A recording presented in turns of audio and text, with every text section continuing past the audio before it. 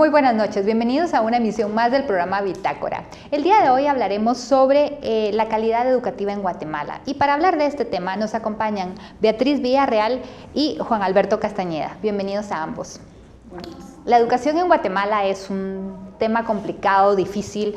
Hace ya varios años que estamos en una crisis educativa y precisamente la calidad educativa es un tema que se ha vuelto impostergable. Desgraciadamente no se le ha dado la atención debida y en gran parte esto ayudará a la mejora de la calidad de vida de los guatemaltecos y de eso estaremos hablando el día de hoy. Beatriz Villarreal tiene un doctorado en educación académica de la Universidad Autónoma de Centroamérica en Costa Rica. Es egresada en una maestría en filosofía en la Universidad de Costa Rica. Tiene estudios de posgrado en población y desarrollo en la Universidad de La Habana. Maestra en sociología rural de Flaxo, Universidad de Costa Rica. Egresada del programa centroamericano de sociología y es bachiller en sociología de la Universidad de Costa Rica. Juan Alberto Castañeda Juárez tiene una maestría política y comunicación en la Universidad Panamericana, una maestría en gerencia educativa en la Universidad Panamericana, licenciado en administración educativa en la Universidad Panamericana, licenciado en pedagogía en la Universidad San Carlos de Guatemala, técnico en administración educativa en la Universidad de San Carlos de Guatemala. Bienvenidos ambos. Buenas tardes. Es un gusto platicar con ustedes esta noche sobre el tema de la calidad educativa en Guatemala. Es un tema complejo. Y pues me gustaría que conversáramos, que me dieran sus impresiones, cómo ven la calidad en Guatemala, la calidad educativa, cómo origina el problema. A ver, licenciado Castañeda. Bueno, este es un tema que para mí es apasionante porque la calidad de la educativa encierra muchas cosas. Es un concepto multidimensional y al hablar de calidad estamos hablando de la calidad de los maestros, de la calidad de la infraestructura escolar, de los horarios, de las jornadas, de los pensa de estudios. Entonces es para mí muy importante porque engloba todo lo que nosotros conocemos como el currículo. Quisiera platicarle en relación a los maestros. Es muy importante que nosotros como país tengamos claridad en la formación inicial de los maestros. Para mí, de esa formación inicial depende mucho la calidad de la educación, porque cuando ya los maestros están en servicio, pues tienden a tener un mejor desempeño y nosotros podemos tener como referentes lo que está pasando en otros sistemas educativos de América Latina y del mundo, para ir mejorando esto que en este momento se ha vuelto un problema de tipo legal para el sistema y para el Ministerio de Educación en sí. La formación inicial docente debe de tratarse desde el punto de vista de los profesionales de la educación, de los que tienen experiencia en todo este proceso de formación y también por especialistas en la ley, porque lo que tiene entrampado en este momento, lo relacionado a la carrera de la formación inicial docente, es legal. Y el Ministerio de Educación tendrá que tomar medidas para rectificar en los errores que se han cometido. Doctora. Bueno, la pregunta que usted hace es muy amplia y muy general. La calidad educativa tiene que ver con muchos aspectos y en cada sociedad tiene que adecuarse. Sin embargo, es un tema que se ha puesto de moda y se puso de moda con toda la enseñanza por competencias. Es un planteamiento fundamentalmente europeo y de los países desarrollados, porque ellos tenían problemas de que el estudiantado no salía con las competencias o con lo que ellos consideraban necesario para resolver su problema de producción, que era el problema de la cuestión industrial. Lo que dice Juan Alberto es importante, es tener buenos maestros formados. Sin embargo, en Guatemala el problema es muy complejo. No podemos comparar a Guatemala con España. ¿verdad? Un país donde la educación ha sido central. Después de la Segunda Guerra Mundial y toda la posguerra y todos los grandes problemas que tuvieron los españoles de pobreza, de desnutrición, de hambre, pero comenzaron a desarrollar una democracia robusta, donde el ciudadano es el centro. Efectivamente, es una cultura diferente y ellos lograron acuerdos democráticos diferentes. Hoy, para que el estudiante pueda tener acceso a una buena educación, tiene que haber un buen currículum y efectivamente instituciones que formen muy bien a los estudiantes. ¿Pero en qué? Porque la discusión ha dejado de ser que el estudiante repita, lea. Efectivamente, la coordinadora decía que la lectura es importante, es fundamental, es una de las cosas fundamentales para la educación. Pero el problema ya no es de memorización. Las sociedades actuales demandan otro tipo de docente y de estudiantes. Saber leer, escribir, un poco la cuestión de la matemática, de la cuestión tecnológica, de la democracia, pero lo fundamental es formar al estudiante para que él pueda leer, comprender, interpretar y sobre todo hacer realidad y ejecutar los conocimientos que él adquiere. Ya no basta con la repitencia de contenidos y lecturas. Hoy se requiere que el estudiante interprete, que produzca sus propios criterios, que se desarrolle con sus propios valores. Entonces vean que el docente que se quiere es un docente con una amplia formación, que todavía aún esta perspectiva los países desarrollados, bueno, en especial, no lo han resuelto todavía. Y qué más complejo que la cuestión del empleo. ¿Cómo puede ser que en España hay jóvenes profesionales, estudiantes, que nunca van a tener un empleo? Entonces es muy complejo, no se puede hablar en sí de la educación de calidad. Claro que tienen que estar los mejores profesionales como maestros en las universidades, en los colegios y en las escuelas, pero para eso la sociedad tiene que tener resuelto una serie de problemas como es el económico, como es la alimentación escolar. No, el problema de la desnutrición Guatemala no lo ha superado y por ahí tiene que comenzar, yo pienso, las primeras respuestas. Si el estudiante llega, el niño sin comer y no adquiere la cantidad de nutrientes, él podrá aprender muy poco por más bueno que sea su maestro. Entonces son muchos aspectos los que hay que discutir. Correcto, pero enfoquémonos el día de hoy en la calidad de los maestros en Guatemala, porque definitivamente estamos viendo un tema serio de la preparación de los maestros. El tema de la desnutrición es serio y afecta definitivamente a un niño que no se ha alimentado bien, su cerebro no está bien, no está preparado para eso, pero eso también es un tema de educación a la madre, de cómo buscar de en medio de sus recursos los mejores alimentos y los mejores nutrientes para estos niños que están haciendo. Entonces vemos que si englobamos mucho, volvemos siempre al tema educativo. Hablamos de la calidad educativa. Yo les comentaba fuera de cámaras que yo el tema que estoy viendo es que se está viendo a Guatemala como el magisterio como un oficio en vez de una vocación, de una carrera. En su experiencia, cuéntenos un poco lo que usted me comentaba sobre este tema. Muy bien, para mí la formación de los maestros debe de ser en dos vías. Una de la vocación, que es importante realizar evaluaciones, exámenes vocacionales para los que pretenden estudiar la carrera de magisterio, y por la otra es la formación propia que reciben en la formación inicial docente, o puede ser también en la formación en el nivel terciario. Entonces, para mí es importante que un maestro se sienta identificado con el proceso de enseñanza-aprendizaje.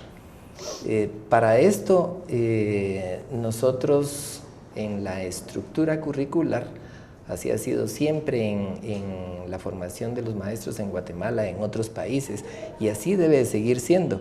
La formación debe de ser fundamentalmente pedagógica, debe de ser filosófica, debe ser ética. Entonces, creo que de ello depende mucho la calidad. Si nosotros formamos a los maestros con un buen acervo pedagógico, con un buen acervo cultural y con ética, estamos ya avanzando bastante en la formación de las futuras generaciones de nuestro país. Definitivamente. Doctora, en su experiencia, ¿qué podemos hacer para trabajar este tema? Porque el problema es que está llegando gente que ve el magisterio como un trabajo fácil, un trabajo donde el sindicato la va a proteger, tienen buenas vacaciones y demás, pero ni siquiera tienen esta que se está viendo. Usted habló de cómo ha cambiado la educación, definitivamente ha cambiado, porque lo que se está buscando ahora es que sea esta gente que ama aprender por el resto de su vida. Y tenemos maestros que piensan que al terminar la carrera ya terminaron de prepararse, y no es así. ¿Cómo despertamos esa curiosidad? Porque esta gente son los responsables de las futuras generaciones y no lo estamos viendo así. Lo estamos dejando como algo a la ligera. Cuéntanos su experiencia y cómo cree usted que podemos enfocar esto que nos decía el licenciado. Sí, efectivamente, donde se dice una educación de calidad, efectivamente que sería buscar y desarrollar a los mejores, ¿verdad? ¿Qué es los mejores? Pues que tengan una formación teórica en su disciplina, que dominen la enseñanza, ¿verdad? Que realmente hayan sido para formar estudiantes, que motiven al estudiante, que sean ejemplos, que sean modelos, que tengan valores, que enseñen en función de los valores, que enseñen en función del desarrollo de la verdad, de la justicia, de la belleza. Entonces, es una cuestión muy amplia, ¿verdad? Pero son los ministerios de educación con sus equipos y con sus docentes los que tienen que desarrollar efectivamente qué es la buena educación y la buena calidad, qué es la calidad que van a desarrollar y a enseñar en sus escuelas y en sus colegios. Correcto. Hace un rato también hablábamos fuera de cámara sobre el tema de la cobertura, y es sorprendente la información que tienen ustedes dos al respecto, porque en Guatemala se habla mucho, es un orgullo país de decir que estamos cubriendo tanto número de escuelas. Y es cierto, necesitamos tener más cobertura aún, pero el tema también es versus calidad, porque una cosa es cobertura y otra cosa es calidad. Coméntenos, por favor. Bueno, es preocupante lo que está sucediendo en los últimos años en el país, porque la cobertura está descendiendo. Datos del Ministerio de Educación de este año están situando la cobertura del nivel primario en 78%. Y esto es terrible, porque estamos llegando a lo que se tenía como cobertura antes del año 2000. Guatemala tuvo un serio problema con los objetivos del milenio, porque para el 2015 teníamos que tener cobertura universal en primaria y no lo logramos. Al contrario, vamos retrocediendo. Esto tiene relación también con la calidad, como usted lo mencionaba. Tenemos el problema de que no estamos atendiendo como se debe a los niños de nuestras escuelas, porque los maestros no están preparados, no están formados para hacer una entrega técnica del nuevo currículo nacional base. Recordemos que luego de la firma de los acuerdos de paz se inició el proceso de reforma educativa como producto de estos acuerdos, y de esa cuenta en el año 2000 se oficializó un nuevo currículo nacional base. En el año 2009 empezó el programa de actualización y desarrollo profesional para los maestros en servicio, pero del 2009 para acá simplemente hemos tenido una cobertura de esos maestros en 20,000. y tenemos 160,000 maestros en el sector oficial, que podemos darnos cuenta de que la cobertura de atención a estos maestros en servicio es poca. Por lo tanto, decimos que la reforma educativa todavía no llega a las aulas, porque de la gran mayoría de los que están en servicio no están todavía formados para hacer el cambio. Tenemos un cambio de paradigma. Nuestro currículo nacional base está fundamentado en el paradigma pedagógico constructivista. Y entonces estamos tratando de dejar de ser memoristas al 100%, autoritarios, dogmáticos, mecanicistas, ¿verdad? Y tenemos que hacer un cambio para mejorar la calidad dentro de esa cobertura que tiene que ser del 100%. Debería. Entonces, Guatemala tiene en este momento ese gran reto. Mejorar la cobertura, pero también mejorar la calidad. Y la calidad pasa por el mejoramiento en la formación inicial de los maestros y por el mejoramiento de los maestros en servicio. Correcto. Doctora, ¿usted cómo ve el tema? Me parece que Juan Alberto lo ha abordado muy bien, pero como estábamos hablando, el problema es la masificación de la educación en todas las sociedades. En un país como Guatemala, con 160,000 maestros, es sumamente complejo porque habría que invertir muchísimo más del presupuesto nacional en ello. Y además el porcentaje que recibe el Ministerio de Educación es relativamente bajo. Entonces ya hay un problema ahí. Pero sobre todo, como usted lo planteaba al principio, que hay muchos maestros y con pleno derecho que con el fin de obtener un trabajo para vivir, pues se dedican al magisterio y a la enseñanza, mientras que algunos efectivamente sí tienen la vocación. Entonces, este problema hay que resolverlo, ¿verdad? O puede ser perfectamente irresoluble, porque son cantidades de maestros que hay que formar bien. Y eso requiere de muchísimos años, pero sobre todo requiere de profesores, docentes y catedráticos capaces de formar a esos maestros. No necesariamente todos tienen que ser graduados, porque hay personas, y en estos días me he dado cuenta que hay muchísimas personas que son excelentes lectores, profundos lectores, tienen mucho que decir en una escuela y perfectamente harían un gran trabajo en ese sentido con los niños y también con los maestros. Pero se requiere también una formación estandarizada para los estudiantes de primaria y de secundaria. Por eso me parece que el problema es sumamente complejo, la calidad es importante, pero aquí hay muchos problemas que hay que comenzar a discutir, a hablar y a buscar respuestas. Y como mi opinión personal, me parece que la actual administración del Ministerio de Educación ha hecho muy poco al respecto, nada más subsiste.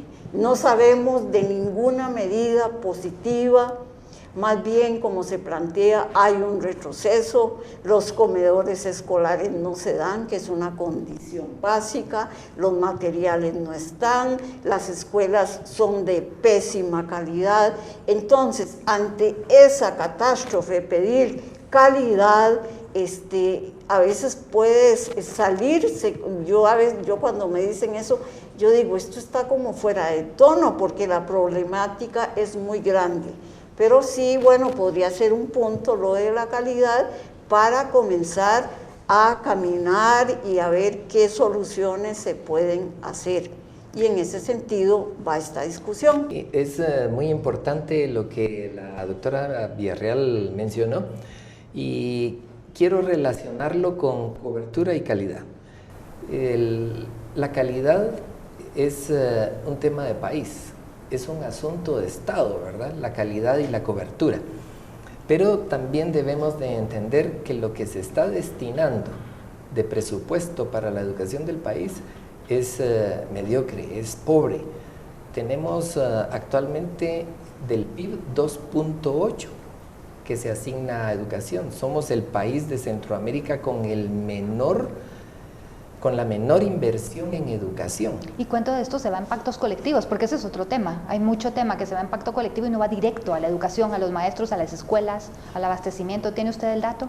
Pues este año tenemos un presupuesto de 13.800 millones de quetzales, de los cuales cerca del 85% se destina a funcionamiento, esto es a salarios de los 204.000 empleados que tiene el Ministerio de Educación, de ellos 160.000 docentes.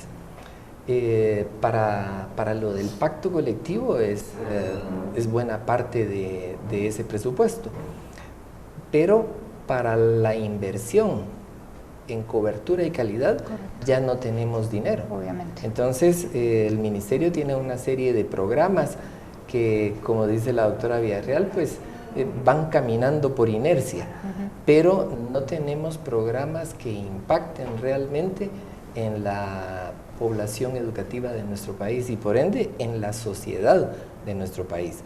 Cuando hablamos de educación no tenemos que pensar únicamente en la escuela, en los niños, en los maestros, ¿verdad? Sino que tenemos que pensar en la sociedad.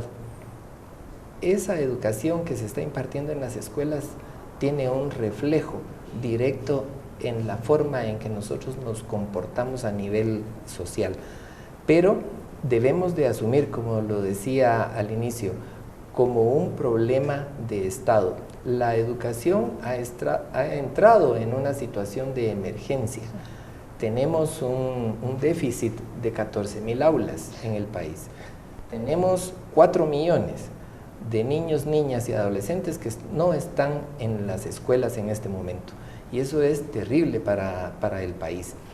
No sé cómo ven los políticos el futuro inmediato de nuestro país con este tipo de situaciones presupuestarias para la educación. Entonces, veo de que tiene que existir un compromiso de todos los actores sociales, las universidades, los políticos, el sector privado organizado, todos pensando en cómo vamos a mejorar el futuro de nuestro país, y este pasa por la educación, este pasa por lo que estamos nosotros teniendo con nuestros niños y niñas en las escuelas.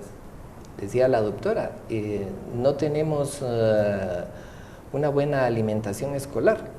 Claro, se destina un quetzal con 11 centavos para la alimentación de los niños, y entonces esto es demasiado pobre, ¿verdad? No podemos pretender que nuestros niños estén felices en la escuela, que aprendan como debe ser si tienen el estómago vacío.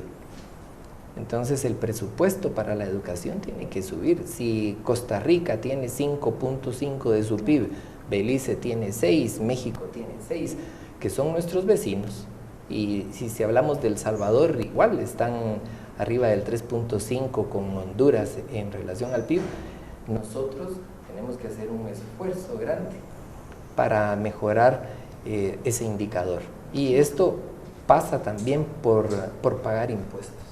Se tienen que pagar más impuestos porque de otra manera no vamos a tener los recursos para mejorar la cobertura y la calidad de la educación. ¿Por qué cree usted que no se le ha dado prioridad a la educación en este país? Exactamente eso estaba pensando. Es que si un padre ve que su hijo en la escuela aprende a leer, aprende a comentar, se interesa por la lectura, se interesa por los trabajos de clase, entonces eso demuestra que la educación tiene resultados. Yo creo que en este país la educación no tiene esos resultados, igual a nivel secundario y universitario. Uno se pone a pensar, si la educación en este país se eliminara, no se perdería mucho, lo que se perdería son salarios. Pero efectivamente las propuestas, las teorías, que también es muy importante estudiar, no solo los datos, nos ayudan a evidenciar y a valorar el desarrollo de la educación, ¿verdad? Entonces, es en ese sentido que tenemos que ir viendo y pensando la educación en este país. Uno no oye teóricos de la educación importantes aquí en Guatemala sobre qué es las competencias, apóyelas o no las apoye, proponga, qué cambios propone. Uno no ve que el ministerio hace eventos importantes sobre este urgente problema.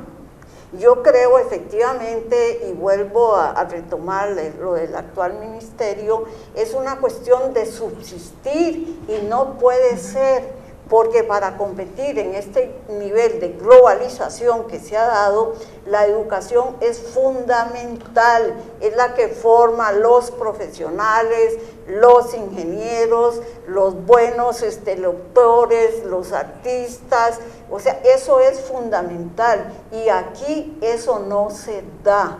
Hay una pasividad, pareciera que estamos dejando ver cómo pasan los demás países hasta de la región centroamericana y no hay preocupación. ¿Por qué? Porque la educación no se ha ganado, no tiene o no se le ha dado un espacio en este país y es una de las cuestiones fundamentales para cualquier desarrollo nacional. La educación la han hecho los países más desarrollados una bandera y han salido, tenemos ejemplos. Nosotros no estamos en capacidad de imitar a Finlandia, no se puede, es otra historia, pero hay que estudiar la complejidad de este país, la riqueza multicultural es muy importante, aquí no se toma en cuenta. La señora que nombraron ahora coordinadora general de la UNESCO tiene más claridad que lo que nosotros tenemos de por qué es importante esa multiculturalidad y lo planteó con una claridad mediana. Es lo que pasa a través del tiempo y a pesar de todo, las culturas tradicionales ahí están, se reproduce, pero ahí están y eso es una cuestión muy importante. El proceso de modernidad histórica, porque efectivamente nosotros somos parte de Occidente, aquí no se ha desarrollado. Y yo considero y opino a veces muy negativamente que aunque sea poco el presupuesto que se recibe, a veces es como abrir un chorrito y que se vaya, y se va y se extiende, porque no hay capacidad, no hay formación, no hay pensamiento para obtener y mostrar resultados. Las universidades no juegan aquí un papel fundamental, los profesionales, aquí son los empresarios. Se ha dejado que sean los empresarios los que dirijan este país. Sí, ellos tienen mucha importancia, pero aquí el desarrollo del conocimiento, de la intelectualidad, de las personas que opinan, de los que proponen, de la meritocracia, aquí hay ausencia. Y entonces aquí hay un espontaneísmo, y eso es muy débil para un país tan complejo como Guatemala, con una historia tan larga y tan enredada. A ver, yo creo que aquí, de lo que usted dijo y lo que usted comentó, podemos como recapitular varias cosas para hacer la siguiente pregunta. A ver, usted menciona el tema de la UNESCO. Definitivamente la UNESCO, y es un tema que también abordamos, pero usted tiene datos puntuales sobre Guatemala. En el último estudio que publica la UNESCO, nos dice que en Latinoamérica alrededor de un 54% de los estudiantes tienen muy baja comprensión lectora. Esto nos deja una crisis totalmente a todo nivel latinoamericano. ¿Qué pasa con eso? Digamos que con el uso de la tecnología, que usted también habló de los países desarrollados que le ponen tanto énfasis a la tecnología, digamos que hoy, gracias a la tecnología, cualquier persona que tenga acceso a Internet puede buscar en Internet una pregunta. El tema es cómo va a ser esa respuesta que le da el Internet, cómo va a poder canalizar eso para su mejor uso, para su mejor desarrollo con esa información, y para eso necesitamos comprensión lectora. aquí en este país la gente habla de, por ejemplo, usted habla mucho de la ciudadanía, pero la ciudadanía viene amarrada a eso, de comprender el concepto de que soy ciudadano y quiero ser mejor. Entonces estamos como en este círculo donde no mejoramos calidad, pero no mejoramos presupuesto, pero no mejoramos inversión y no regresamos. Regresemos al tema de la comprensión lectora. Usted me arrojaba una cifra espeluznante, la verdad, a nivel nacional. Sí, platicábamos sobre los resultados de las evaluaciones que practica el Ministerio de Educación con estudiantes graduandos. Entonces, el 78% de los estudiantes no tienen comprensión lectora. Imagínense. Ahora, volvemos al tema de los maestros. Claro. Entonces, tenemos maestros que han sido formados con ese problema. No leemos en Guatemala y menos nos preocupamos por entender lo que leemos. Entonces, pienso que uno de los grandes retos es comenzar a trabajar tanto en la formación inicial docente como con los maestros en servicio en estas técnicas de comprensión de lectura. Es fundamental.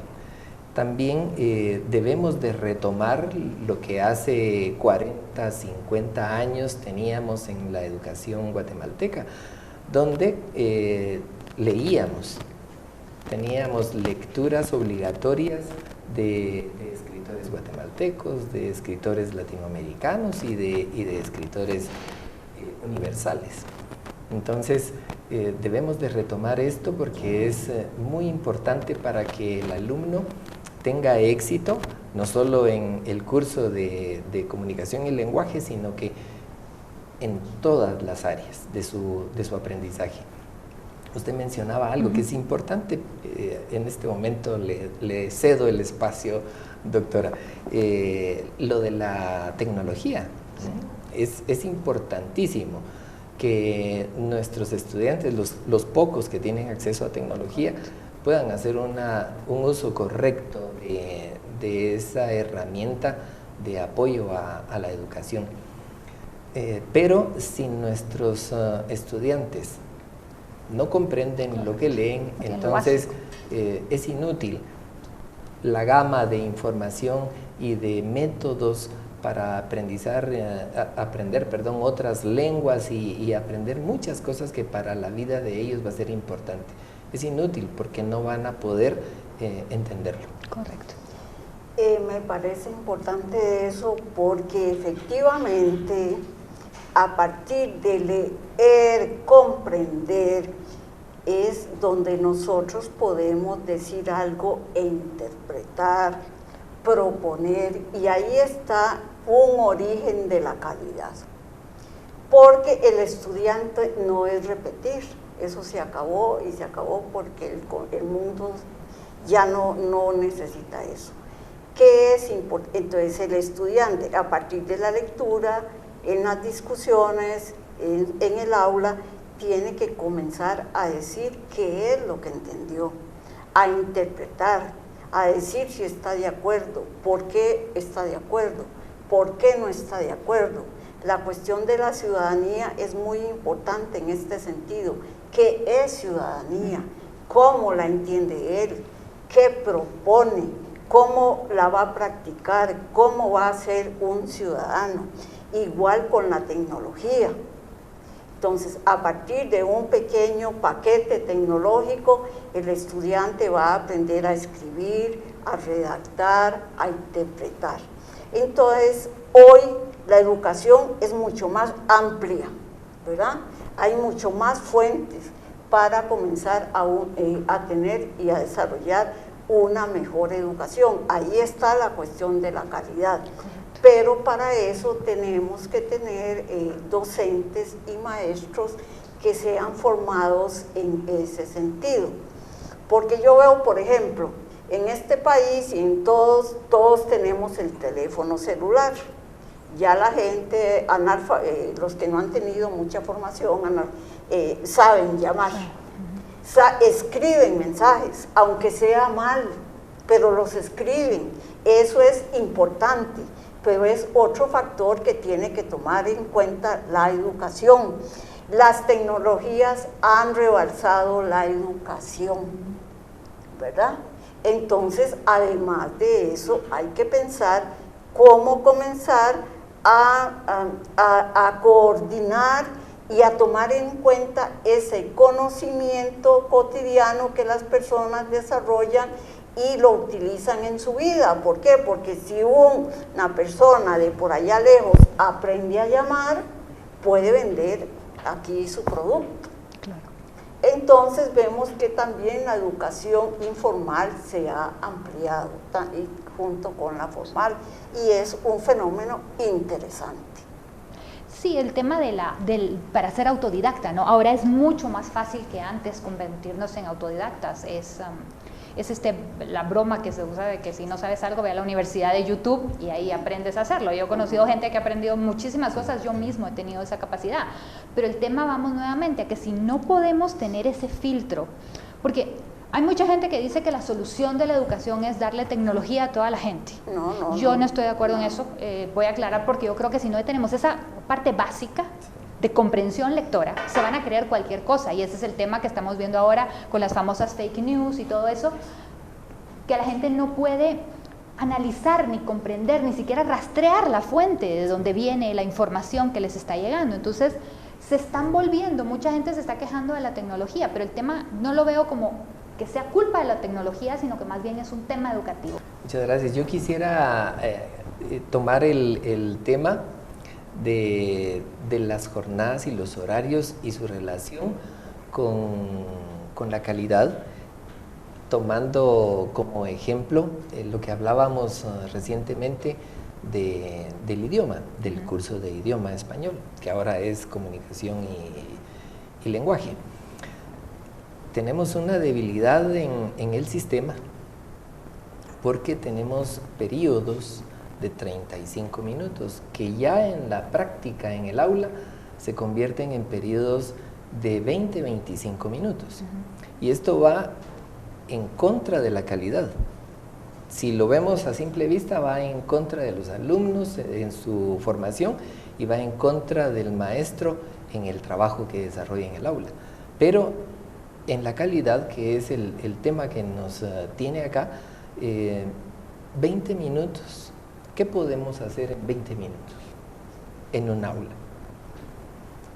Cumpliendo con una metodología o no teniendo metodología, como ocurre en muchos casos. Entonces, este es un tema al que las autoridades de educación le tienen que poner atención.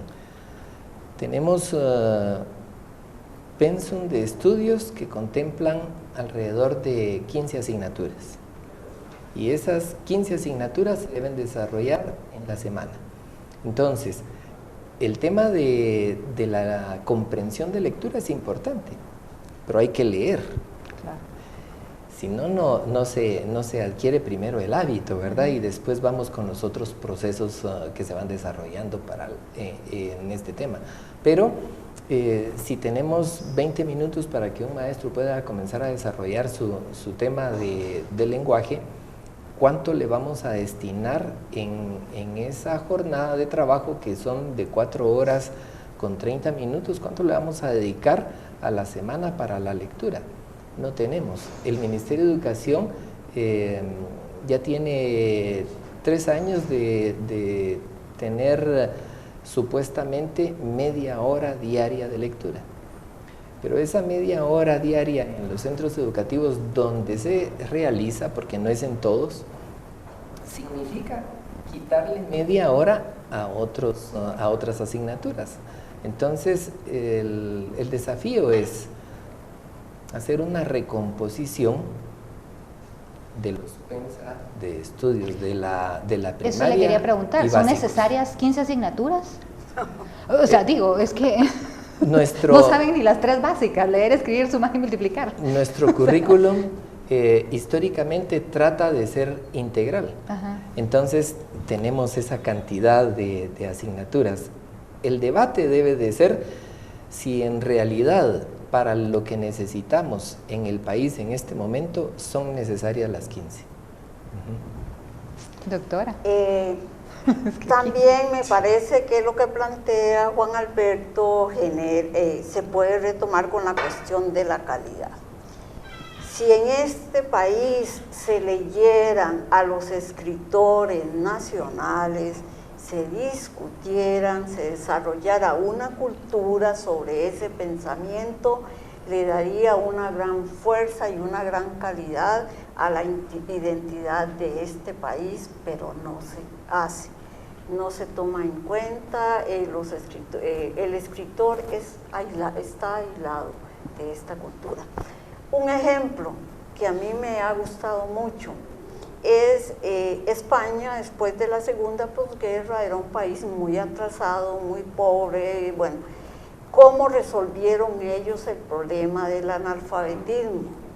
Pues a todos los escritores, los maestros, los intelectuales, los montaron en los viejos trenes y fueron por toda España y alfabetizaron España. Pero además la culturizaron, desarrollaron sus propios valores, que eso es fundamental en una educación, que el estudiante luche por la verdad, que la verdad, decir la verdad, buscar la verdad, conocer la verdad en la ciencia, en la ética, en la filosofía, eso es fundamental. Y en este país la verdad no es importante porque no se ha desarrollado ese valor en la educación, igual como la belleza. Entonces, yo pienso que es muy amplio el espacio que se deja de perder por las personas que dirigen la cuestión educativa. Sería importante desarrollar movimientos educativos y culturales en este sentido. Y medios como este perfectamente pueden desarrollar este tipo de discusiones y hacer propuestas, porque está todo por hacerse, porque hay muchos espacios vacíos que hay que llenar y que hay mucha gente que quiere aportar y la educación no lo está aprovechando, porque yo considero que para el Ministerio de Educación, en última instancia, posiblemente educación es que vayan a la escuela, repitan, o sea, hay una concepción muy débil de lo que debe ser la educación y tampoco se relaciona con el proyecto de desarrollo nacional ni el desarrollo de un proyecto educativo, está aislada. Y eso es lo que está pasando, yo pienso que es una de las cuestiones que más profundizan la crisis de la educación en Guatemala. Recientemente estuvimos de aniversario por lo del Premio Nobel de Literatura de Miguel Ángel Asturias. Hubiera sido hermoso que el Ministerio de Educación en todas las escuelas, en todos los colegios, hubieran dado la oportunidad a los estudiantes repartiendo un libro de Miguel Ángel Asturias a todos los alumnos, ¿verdad?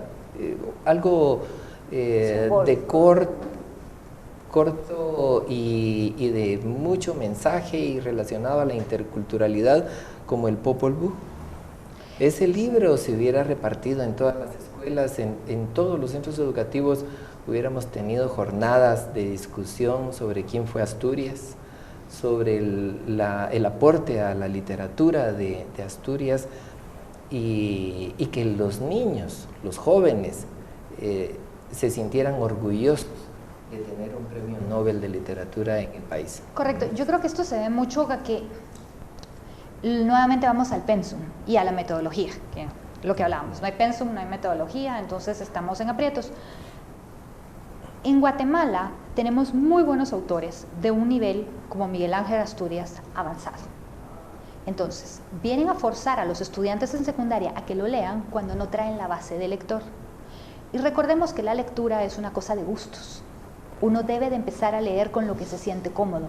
Si a los niños pequeños en primaria se les inculcara el hábito de la lectura con libros que le gustan. Anda Jerónimo Seaton, me parece que es un ratón que resuelve misterios, el autor es extranjero, Y yo cada vez que hablo con un niño me habla de Jerónimo como que fuera su mejor amigo. Entonces yo digo, obviamente no son todos los niños del país que tienen acceso a esto, pero ahí ya están formando lectores.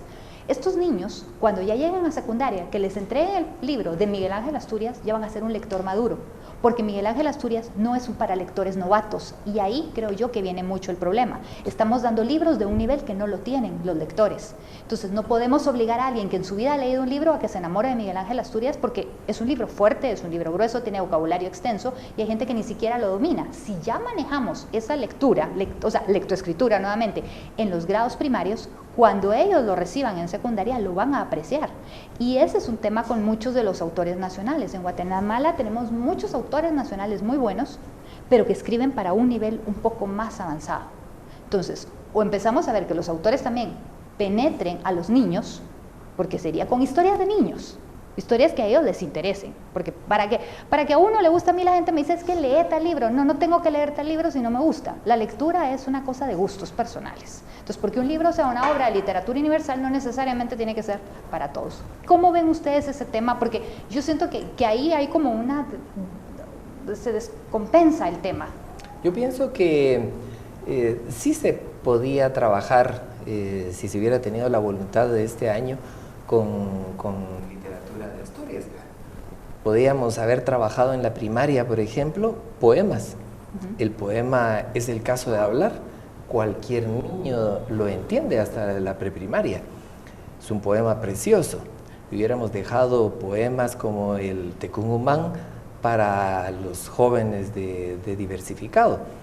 Pero también, si se tiene voluntad para hacer las cosas, hubiéramos hecho un resumen adaptado a las edades de los niños del Popol Vuh, y se hubiera entendido muy bien. Está de moda hacer los cómics, ¿no? Ilustrados para las obras fuertes. Claro, para que ellos se sientan más motivados a esa lectura.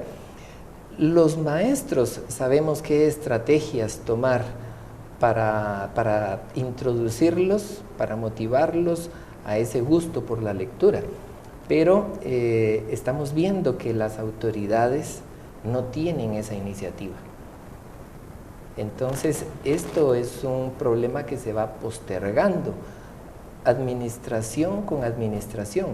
La pregunta es, ¿cuándo vamos a tener una administración en el Ministerio de Educación que tenga la iniciativa de entrarle con fuerza a la lectura? Y posteriormente en ese proceso a la comprensión, a la interpretación, al debate de las ideas producto de esa lectura.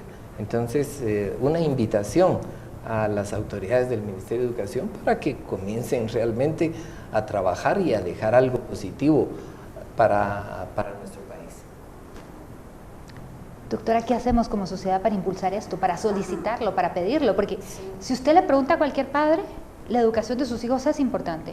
Claro. Pero al final, no sé, como que no actuamos, no hacemos. ¿Cómo lo ve usted?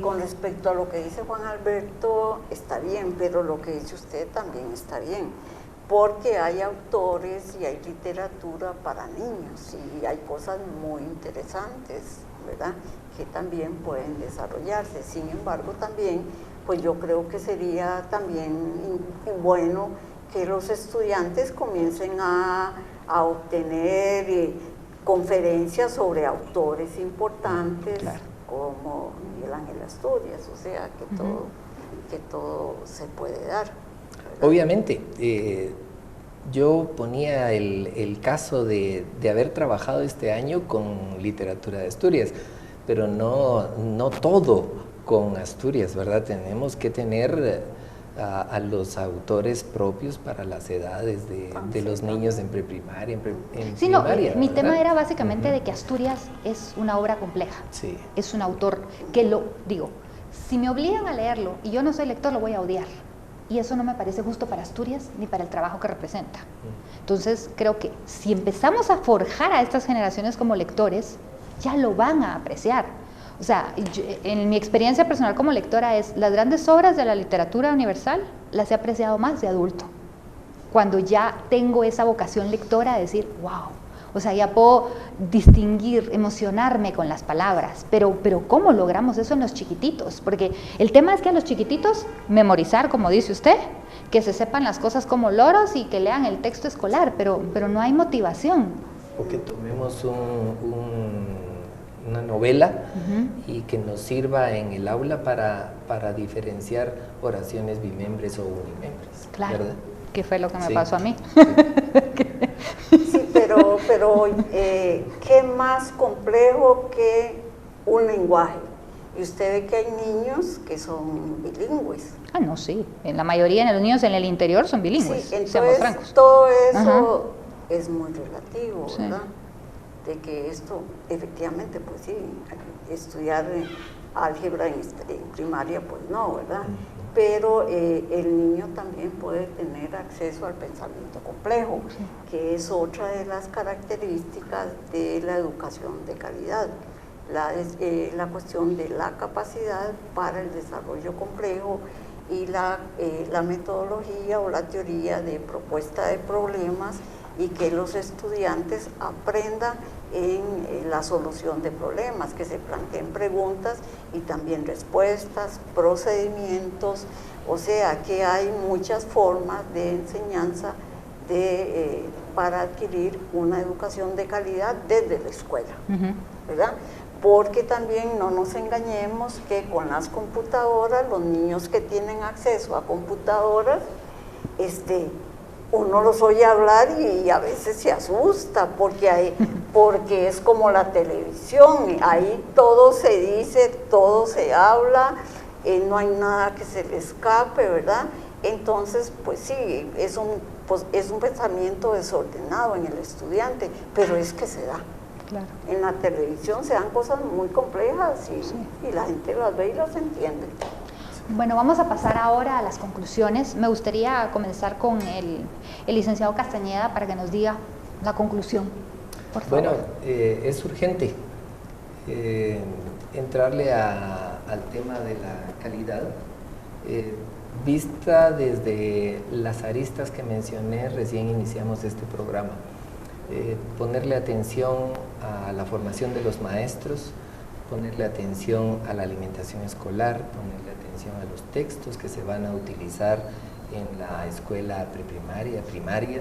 Como dice usted, hay que tener una base y esa base tiene que ser de calidad. Hay que tomar en cuenta la infraestructura. Estaba leyendo este día precisamente que para el año entrante vamos a tener cerca del 50% de las escuelas sin energía eléctrica porque el Ministerio de Educación tiene una deuda millonaria con las empresas que proporcionan este servicio. Entonces, esto afecta a la calidad. Yo tuve conocimiento de hace un par de años, uno de los establecimientos oficiales de la ciudad capital, de la zona 1, pasó un año sin energía eléctrica. Y entonces, ¿cómo vamos a pretender hacer un buen uso de la herramienta de la computación si no tenemos energía eléctrica en el centro educativo? Entonces, los desafíos que se tienen en educación son muy grandes, la calidad es uno de ellos y pienso que debemos de tomarlo con mucha responsabilidad y como un desafío de Estado, no del Ministerio de Educación ni de los centros educativos en particular, sino que como Estado, que intervengan, como decía la doctora, en esto las universidades, que intervengan los centros de investigación que funcionan en el país. Ya tenemos el apoyo de organismos internacionales que están preocupados también por lo que está sucediendo en la educación. Ellos también nos pueden dar mucho apoyo, los políticos, porque dependemos del sistema político para muchas de las acciones que se hacen en educación y en este caso de la calidad. Y por supuesto, necesitamos de mucha iniciativa, de mucha creatividad, de mucha imaginación de las autoridades del ministerio para poder resolver los problemas que están relacionados con la calidad educativa. Muchísimas gracias, doctora. Bueno, a mí me parece que la educación tiene que demostrar o desarrollar alguna capacidad y algún acuerdo nacional. Yo siento que aquí se habla de todo y que todo se va a hacer, pero nada se hace, y hay como la gente se siente muy derrotada, no se sabe por dónde comenzar ni qué hacer, porque esto es tan grande y tan complejo que no se puede resolver. Yo propongo que lo importante es comenzar acuerdos nacionales en educación, en alguna cosa, y que además se haga, ¿verdad? Demostrar que hay capacidad de acuerdo nacional, de ejecutarlo, de producir y mostrar resultados con un objetivo. Eso puede ayudar mucho a la educación a ir tomando la centralidad del proyecto de desarrollo nacional, de ir justificando su espacio, de írselo ganando. Y en ese sentido considero que la más llamada es la educación para desarrollar y demostrar capacidad. Y considero que una vez hecho eso, ¿verdad?, ya se pueden ir proponiendo cosas más complejas, pero un país tiene que mostrar capacidad de acuerdo, de diálogo, que es lo que aquí no existe, porque aquí uno lo que siente es la cultura del rumor, es la cultura de que todo es problemático, que ahora vienen más cosas, las personas se preocupan, se asustan. No. Las personas que tienen que tomar el desarrollo de los ciudadanos, convertirse en el centro del desarrollo de este país, y la educación es un gran proyecto para comenzar a desarrollar ese proyecto de desarrollo guatemalteco. Muchísimas gracias a ambas. Con mucho gusto. Y muchísimas gracias a ustedes por la sintonía. Este ha sido un programa muy importante. Veamos a la educación como una prioridad. Necesitamos priorizar Guatemala, necesitamos priorizar la educación, así como queremos mejor salud y queremos seguridad. Si no tenemos educación, no podremos mejorar tampoco estas áreas. Así que exijámoslo. Si usted es padre de familia y ve que hay algún problema en la escuela de sus hijos, existen los supervisores, búsquelo, y sobre todo, la próxima vez que escuche a un político hablar, exija planes de educación concretos. Y los guatemaltecos, pues, veamos cómo solucionamos esto, porque tenemos un problema serio entre las manos. A ustedes nuevamente, gracias por habernos acompañado. Los esperamos el próximo domingo aquí en Bitácora.